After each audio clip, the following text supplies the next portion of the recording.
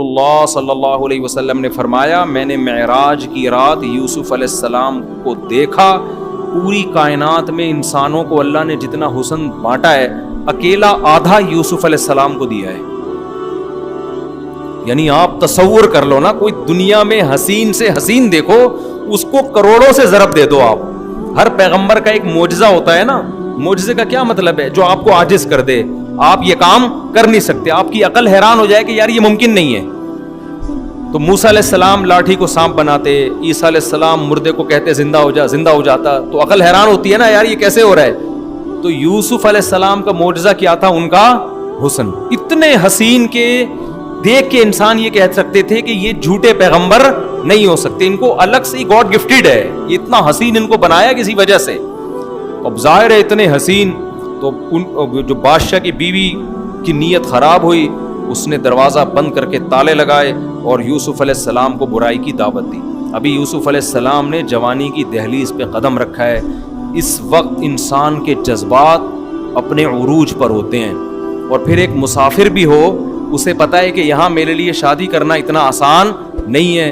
پھر بادشاہوں کی بیویاں اکثر حسین ترین عورتیں ہوا کرتی ہیں، بادشاہ لوگ تھوڑی بدصورت عورت سے نکاح کرتے، تو وہ بھی جوان اور بے انتہا حسین، اور کوئی بدنامی کا خطرہ نہیں ہے، بلکہ اس کی پیشکش کو مسترد کرنے میں بدنامی کا خطرہ ہے۔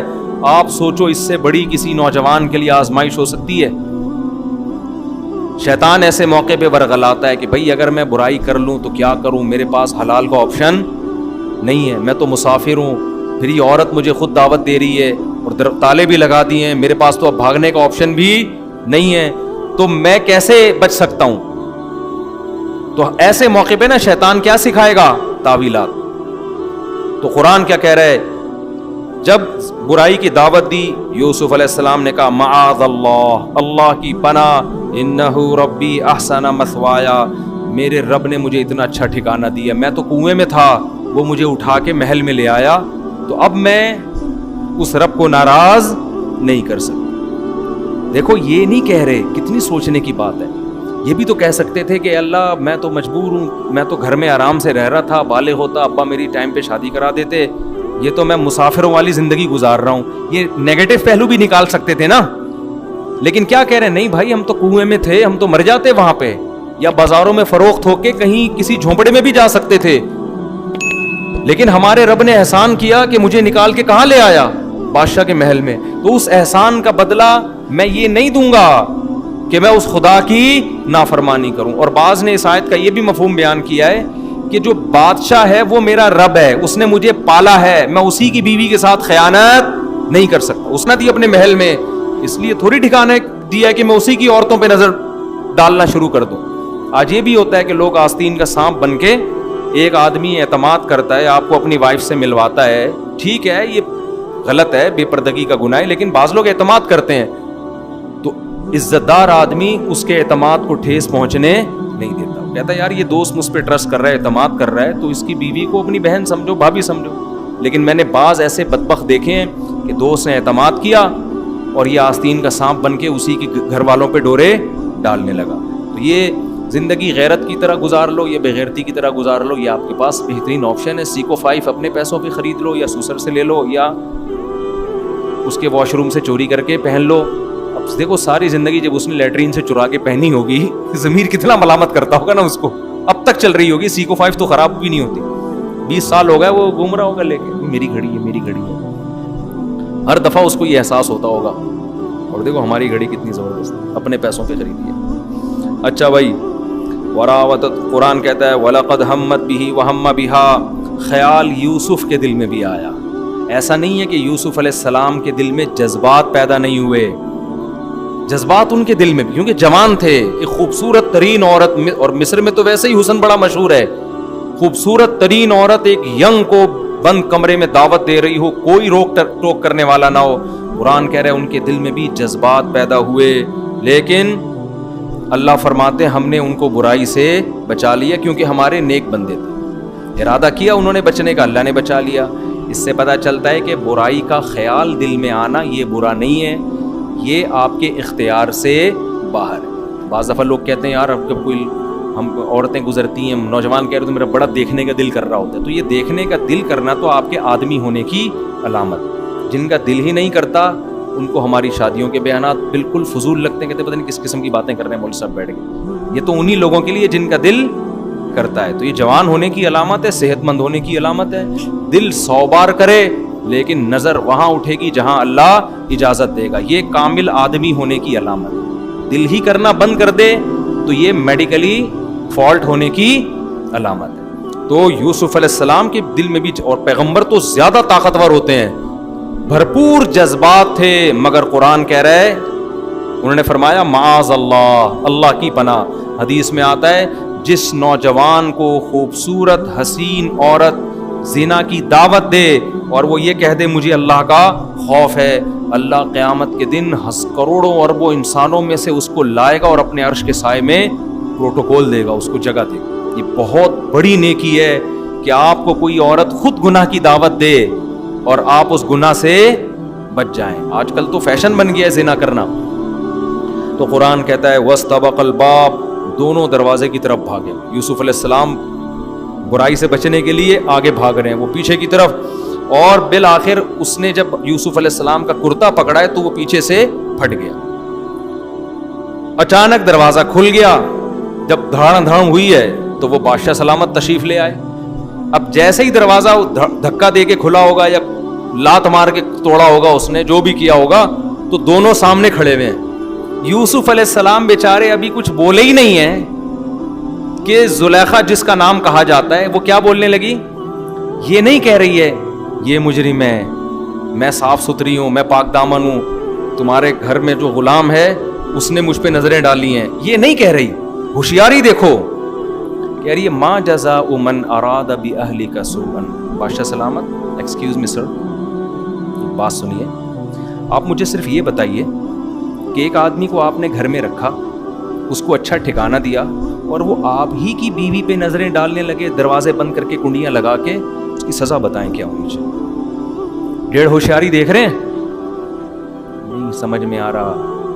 میں اس لیے اتنا ڈیٹیل بیان کر رہا ہوں کہ یہ تمام ڈیڑھ ہوشیاریاں آج ہو رہی ہیں اور لوگ ان ڈیڑھ ہوشیاریوں سے متاثر ہوتے ہیں. میڈیا پہ چل ہی یہی رہا ہے ٹوٹلی, سمجھتے ہو. جو 2 نمبر آدمی ہوتا ہے نا, وہ پینڈوانہ طریقے سے الزام نہیں لگاتا, وہ بڑے ٹیکنیکل طریقے سے لگاتا ہے کہ اس پہ تو بحث ہی نہیں کرنی ہے کہ صحیح کون ہے غلط کون ہے. غلط تو یہ ہے ہی, میں تو ہوئی نہیں, میں تو پاک دامن ہوں, سزا بتائیں کیا ہونی چاہیے. سمجھ میں آ رہی ہے. جو بیچارے پاک دامن تھے وہ چپ کھڑے ہوئے, بولنا تو ان کو پہلے چاہیے تھا, اور بول یہ پہلے رہی ہے. کیا کہہ رہی ہے, بادشاہ سلامت, میرے ہسبینڈ, میرے سر کے تاج, یہ بتائیے کہ جو بندہ آپ کے گھر میں رہ کر آپ کی بیوی پہ غلط نظریں ڈالے اس کی سزا بتائیں کیا ہونی, کتنے سال قید با مشقت ہونی چاہیے. اب جب الٹا اس نے ایسا الزام لگا دیا, یوسف علیہ السلام نے فرمایا ہی راودتنی عن نفسی, بھائی اس نے مجھے ورغلانے کی کوشش کی ہے, اس نے مجھے یہ سب پروگرام اس کا بنایا ہوا ہے. اب بادشاہ حیران مکھنچو کی طرح نا کھڑا ہوا دیکھ رہا ہے کہ یار یہ ہو گیا رہا ہے. تو قرآن کہہ رہا ہے ایک بچے نے جو بادشاہی کے خاندان میں تھا وہ بڑا ہوشیار تھا, تو اس نے کہا کہ بھائی دیکھ لو کہ اگر کرتا پیچھے سے پھٹا ہوا ہے تو یہ اس کی علامت ہے کہ یوسف سچے ہیں, وہ آگے بھاگ رہے تھے اور یہ پیچھے, اور اگر کرتا آگے سے پھٹا ہوا ہے تو اس کا مطلب یوسف غلط ہیں. جب دیکھا تو کرتا پیچھے سے چر گیا تھا, وہ پھٹ گیا تھا. بادشاہ نے کہا کہ یہ ڈیڑھ ہوشیاری کس کی ہے, میری بیوی کی. یہ ہو نہیں سکتا نا کہ وہ آگے بھاگ رہے ہوں, یہ پیچھے ہو اور کرتا آگے سے پھٹ جائے, یہ پاسبل ہے؟ تو ممکن ہی نہیں ہے. تبھی کہتے ہیں نا چور ہمیشہ اپنے جرم پہ کوئی نہ کوئی ثبوت چھوڑتا ہے. ہمارے محلے میں ایک آدمی نے چوری کی, لڑکے نے کسی جنرل اسٹور میں چھت سے ٹاپ کے آیا اور مال اٹھا کے لے گیا, اور بڑے آرام سے گھوم رہا ہے. اگلے دن نا ویسے شیمپو وہ لگا کے پورا پرفیوم پتہ ہی نہیں چل سکتا تھا. پولیس نے انکوائری کی, پکڑا گیا. پولیس نے بولا یہی ہے. اب حیران کہ یار یہ پولیس کو پتہ کیسے چل گیا؟ پتہ چلا کہ وہ بھاگتے ہوئے نا ایک بٹن اس کا اٹک گیا تھا وہاں. بٹن سے پولیس نے پہچانا ہے کہ وہی شرٹ پہ وہی بٹن لگا ہوا ہے, ایک بٹن کیا ہے غائب تھا اس کا. سمجھ رہے ہو, چور کو یہ نہیں پتا چلا کہ میرا بٹن کیا ہے, پولیس نے اس بٹن سے بندہ نکالا ہے. پولیس اگر کرنے پہ آ جائے نا تو بہت کچھ کر سکتی ہے, نہیں کرنے پہ آئے تو پھر دوسری شادی بھی نہیں کر سکتی وہ. اچھا تو قرآن کہتا ہے اس کو ہم 2 دن میں ڈیوائڈ کر دیں گے, آج پوری ختم نہیں ہو سکتی. تو اللہ فرماتے ہیں کہ بادشاہ نے کہا کہ انہو من کیدکنا, جب دیکھا کرتا پیچھے سے پٹا ہوا ہے, بادشاہ نے اپنی بیوی سے کہا یہ تیری تدبیر ہے, تو بڑی چالاک عورت ہے. اب میاں بیوی کا پھٹا اسٹارٹ, اور کہنے لگا ان کیدکنا عظیم, یہ صرف تیری چالاکی نہیں ہے, تم عورتیں ہوتی ہی بڑی چالاک ہو. جب کسی بندے کو بدنام کرنے پر آ جاؤ تو تمہاری تدبیریں بہت خطرناک ہوتی ہیں. سیکھ لو, آپ کو میں سمجھا رہا ہوں. ان کیدکن عظیم, تم عورتوں کی تدبیریں ہوتی ہی ایسی ہیں. جب کسی کو رسوا کرنے پر ساری عورتیں ایسے نہیں ہوتی جو بیان سن رہی ہیں, ان کے علاوہ کے بارے میں اس نے کہا تھا. لیکن اب بادشاہ کو اپنی عزت کا بڑا خطرہ ہوتا ہے. آپ کو پتا ہے بادشاہ اگر اپنی بیوی کو تھپڑ لگاتا, طلاق دیتا, کچھ بھی کرتا, لوگ پوچھتے کیوں چھوڑا. یہ کیس سامنے آتا کہ گھر میں ایک بچہ تھا, لڑکا تھا, اس پہ بیوی عاشق ہو گئی تھی, تو بدنامی کس کی تھی؟ بادشاہ کی. ایسے موقع پہ بڑے لوگ اکثر ایسے کیسز کو کیا کر دیتے ہیں, دبا دیتے ہیں. یار جتنی بھی بیوی نے بےغیرتی کا کام کیا ہو نا, بےغیرتی برداشت کرنا آسان ہے, بےزتی برداشت کرنا آسان نہیں. ٹھیک ہے نا, بےزتی افورڈ نہیں کر سکتے. تو فوراً وہ بھی ہوشیار کیا کہنے لگا یوسف علیہ السلام کو, یوسف اعرض عن ھذا, یوسف چھڑ پرے. اعرض اعراض کر, یعنی اس کو پنجابی میں چھڑے, مٹی پا, بس چھڑ یار, اب اس مسئلے کو کائنڈلی زیادہ اچھالنے کی کوشش نہ کرنا, بس چھوڑ دے. واستغفری لذنبک, اور بیوی سے کہنے لگا تو بھی توبہ استغفار کر لے, مسٹیک تجھ سے ہوئی ہے, بس میں اب اس مسئلے کو اچھا نہیں رہا. دیکھو آئندہ ایسا نہیں ہونا چاہیے, ٹھیک ہے, آئندہ تھوڑا احتیاط کرو. انکی کنتی من الخاطئین, اور کہنے لگا غلطی 100% تیری ہے, لیکن میں تجھے کوئی سزا نہیں دے رہا, تو سوری کر لے بس. اور یوسف علیہ السلام نے سے کہا کہ تم کیا کر لو, مٹی ڈالو. آپ کو پتا ہے کہ پازیٹیو چیزیں مارکیٹ میں پھیلتی نہیں ہیں, نیگیٹو جنگل میں آگ کی طرح پھیل جاتی ہیں. بادشاہ نے اپنی بیوی کو خاموش کرا دیا, حضرت یوسف کو, لیکن ظاہر ہے اس کیس کو سننے والے 2-4 اور لوگ بھی تھے. وہاں سے بالآخر بات ہر آدمی نے ایک تو کہا میں آپ کو بتا رہا ہوں, کسی اور کو بالکل بھی نہیں بتاؤں. اس نے کہا میں صرف تمہیں بتا رہا ہوں, ہرگز کسی اور کو نہیں بتانا کہ بادشاہ کے گھر میں یہ کیس ہوا ہے. ہوتے ہوتے 2-4 دن میں پورا مصر یہی باتیں کر رہا تھا, اور خاص طور پر خواتین زیادہ دلچسپی لے رہی تھی. قرآن کہہ رہا ہے وقال نسوۃ فی المدینہ, پورے شہر کی عورتوں نے کہنا شروع کر دیا امرأۃ العزیز, بادشاہ کی بیوی, تراود فتاها عن نفسی, گھر میں غلام پہ عاشق ہو گئی. توبہ توبہ, کسی شہزادے پہ ہوتی ہے بھائی, شاہی کسی دوسرے ملک کے بادشاہ پہ ہو جاتی, غلط تو وہ بھی تھا, لیکن چلو کوئی لاجک تو بنتی ہے نا.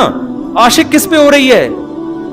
ایک غلام جس کو خریدا ہے بازار سے, غلاموں کی طرح گھر میں رکھا ہے, اس پہ عاشق ہو گئی. انا لنراھا فی ضلال مبین, یعنی ہمیں اس کے عاشق ہونے پر اتنا اعتراض نہیں ہے, گھر کے غلام پہ عاشق ہونا. انا لنراھا فی ضلال مبین, ہم دیکھتے کھلی غلطی میں پڑی ہوئی ہے, بہت ہی چی سمجھ رہے ہیں, جیسے لوگ طنزیہ باتیں کر رہے ہوتے ہیں نا. انا لنراھا فی ضلال مبین. بادشاہ تھوڑی ایسے کرتے ہیں, ان کے پاس تو بڑے بڑے آپشن ہیں. اب بادشاہ کی بیوی نے کہا گل تو مارکیٹ میں پھیل ہی گئی ہے, جتنا بھی ہم نے مٹی پانے کی کوشش کی ہے, لیکن بات مارکیٹ میں پھیل گئی. اب میں اگر یہ اناؤنسمنٹ کرواؤں, اخبار میں اشتہار دوں, بھائی یہ خبر غلط ہے, میں عاشق نہیں ہوئی, کوئی ایسی بات نہیں ہے, اب کوئی سنے گا نہیں. اب حل یہی ہے کہ پہلا الزام عشق کا جو لگا ہے وہ تو اس کو تو میں جھٹلا نہیں سکتی. یہ جو دوسرا الزام ہے نا, مجھے بدنام کیا جا رہا ہے, غلام پہ عاشق ہو گئی, معاذ اللہ ایک کمتر لڑکے پہ عاشق ہو گئی, تو اس الزام کو اب مجھ سے اپنے آپ سے دور کرنا ہے. اب میں ان مدینہ کی تمام عورتوں کو بلا کے یوسف کی زیارت کرواؤں گی, اور پھر ان کو پتا چلے گا کہ میری جگہ تم بھی ہوتی تو تم نے بھی کیا ہونا تھا, عاشق ہی ہونا تھا اس کا. تاکہ یہ بدنامی, دیکھو انسان نا سب سے زیادہ اپنی عزت کی حفاظت پہ حریص ہوتا ہے اگر وہ عزت دار ہے. اگر وہ عزت دار نہیں ہے تو پھر اس کو عزت کی بالکل بھی پرواہ نہیں ہوتی. تو جب اس نے یہ دیکھا بادشاہ کی بیوی نے, فلما سمعت بمکرہن, جب سن لیا کہ میرے خلاف ایسی الٹی الٹی باتیں ہو رہی ہیں، ارسلت الیہن، تو شہر کی جو بڑی بڑی عورتیں تھیں نا، اونچے اونچے گھرانوں کی، ان کی دعوت دی، ان کو سب کو بلایا. ان کو یہ نہیں بتایا کہ میں تمہیں یوسف دکھانا چاہتی ہوں. وہ آتی نہیں، کہتی بس چھوڑ پرے، ہوگا نا بڑا خوبصورت ہوگا، بس چھوڑ رہنے دے، وہ جو ہونا تھا ہو گیا، پتہ ہے. اس نے کہا نا ان کو بتاؤ نہیں کہ میں کرنا کیا چاہ رہی ہوں، ان کو کھانے پہ انوائٹ کرو. وَأَعْتَدَتْ لَهُنَّ مُتَّكَأً، سب کے لیے گاؤ تکیے لگا دیے. اب شہر کی بڑی بڑی جو اونچے اونچے خاندانوں کی عورتیں تھیں وہ گاؤ تکیوں میں بیٹھی ہوئی ہیں. وَآتَتْ كُلَّ وَاحِدَةٍ مِّنْهُنَّ سِكِّينًا، اور ہر ایک کے ہاتھ میں چھری پکڑا دی. وَقَالَتِ اخْرُجْ عَلَيْهِنْ، چھری پکڑائی پھل کاٹنے کے لیے. اور جب وہ پھل کاٹنے لگیں اسی دوران، کتنی ہوشیار تھی دیکھو، اسی دوران یوسف سے کہا کہ یہاں سے نکل کے جاؤ سامنے. دیکھو یہ بھی ایک طریقہ ہے نا. اس کے علاوہ بھی تو کسی اور موقع پہ کہا جا سکتا تھا کہ چلی جاؤ، یعنی چلے جاؤ. اس کو پتا تھا زلیخا کو کہ جب پھل کاٹتے کاٹتے یہ یوسف کو دیکھیں گے یہ اتنے مبہوت ہوں گے، یہ عورتیں اتنی حیران ہو جائیں گی ان کے حسن کو دیکھ کر کہ یہ پھل میں اور انگلیوں میں فرق نہیں کر سکیں گی. تو یہ معجزہ تھا یا نہیں تھا؟ قرآن کہہ رہا ہے وقالت اخرج علیہن، ہاتھوں میں چھری پکڑا دی، پھل پکڑا دیے، کاٹنا شروع کرو. اور ادھر یوسف سے کہا کہ تم نکل کے یہاں سے جاؤ. فلما رأینہ، قرآن کہتا ہے جب ان عورتوں نے یوسف کو دیکھا، اکبرنہ، بہت عجیب سمجھا، وقطعنا ایدیہن، اور پھلوں کے بجائے اپنے ہاتھوں کو زخمی کر لیا، اور کہنے لگی قلنا حاشا للہ، اللہ کی قسم، ما ھذا بشرا، یہ انسان نہیں ہے، ہم نے کوئی انسان ایسا حسین نہیں دیکھا. ان ھذا الا ملک کریم، یہ کوئی آسمان سے فرشتہ ہے، اور فرشتہ بھی معمولی نہیں، تو بڑا معزز فرشتہ ہے جو انسان بن کے زمین پہ نازل ہوا ہے. جب انگلیاں سے ان کے خون بہنا شروع ہوا اور مبہوت ہو گئی، انہوں نے کہا کہ خدا کی قسم یہ انسان نہیں فرشتہ ہے. فوراً کہنے لگی ذالک الذی لمتن، یہ ہے وہ جس کے بارے میں تم ملامت کر رہی تھی مجھے.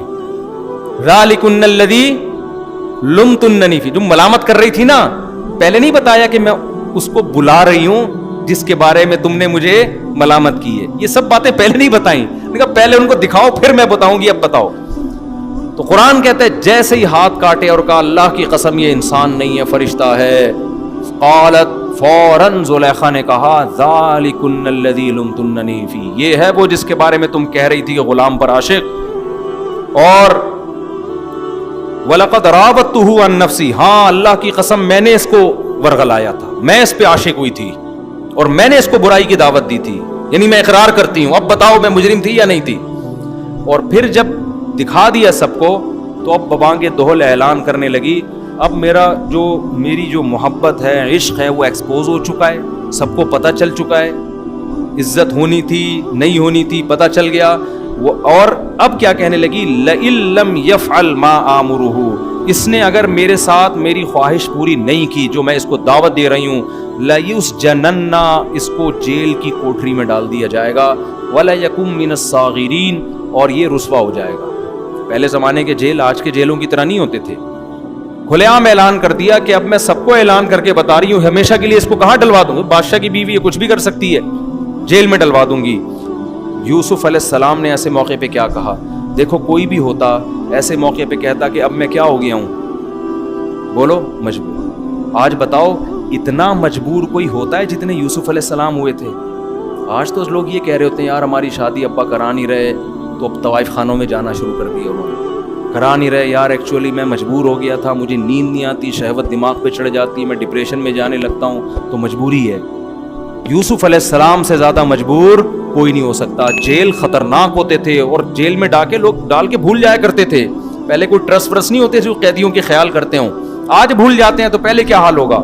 اب یوسف علیہ السلام اللہ سے دعا مانگ رہے ہیں ربی السجن احب الی، اے اللہ مجھے ساری زندگی، جیل کی زندگی اس برائی سے زیادہ محبوب ہے جس برائی کی طرف مجھے یہ عورتیں دعوت دے رہی ہیں. میں اپنے دامن کو زنا کی اور بدکاری کی برائی سے ہمیشہ کے لیے بچاؤں گا. اس سے کیا سبق ملتا ہے؟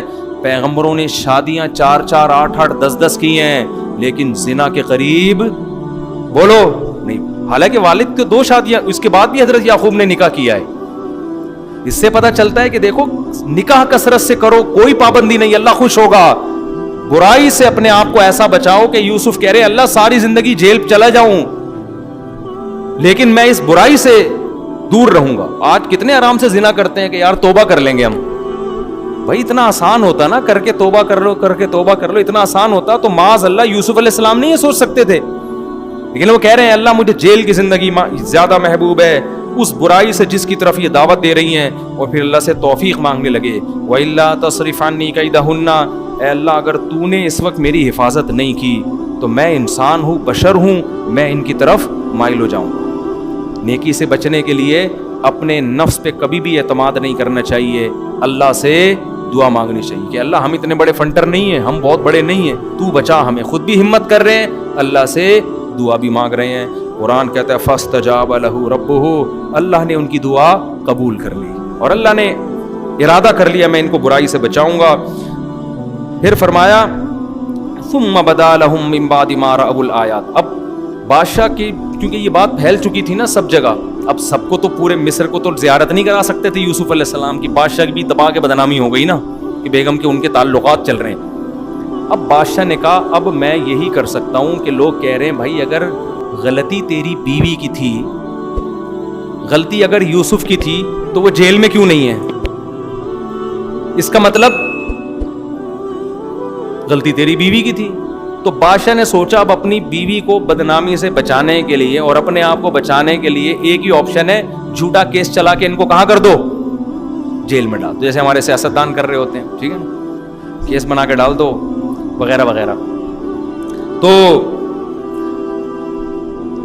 بالآخر بادشاہ نے کیا کیا, اٹھا کے ان کو جیل میں ڈال دیا. اب جیل میں چلے گئے, کتنی بڑی آزمائش, کتنی بڑی آزمائش, جیل میں زندگی گزارنے لگے. وَدَخَلَ مَعَهُ السِّجْنَ فَتَيَانِ, دیکھو عام آدمی کوئی بھی جیل میں جاتا تو اس وقت 20 وسوسے آتے, یار میں برائی کر لیتا, مزے بھی ہو جاتے, جیل سے بھی بچ جاتا. کیسا گناہ سے بچا رہے ہیں. ہمیں سورہ یوسف سے یہ سبق ملتا ہے کہ آخری زور لگائے اپنے آپ کو بے حیائی سے بچانے کے لیے. اور یہ سبق ملتا ہے کہ آپ جب برائی سے بچتے ہیں نا, آپ کے کام بگڑ رہے ہوتے ہیں لیکن حقیقت میں سنور رہے ہوتے ہیں. حقیقت میں اللہ کچھ اور آپ کو بنانا چاہتا ہے. تو وقتی آزمائشوں کی وجہ سے کبھی گناہ کے قریب مت جاؤ. وقتی آزمائشیں اصل نہیں ہوتی. قرآن کہتا ہے العاقبۃ للمتقین, انجام اچھے لوگوں کا ہوگا. انجام کس کا ہے؟ اچھوں کا انجام ہے.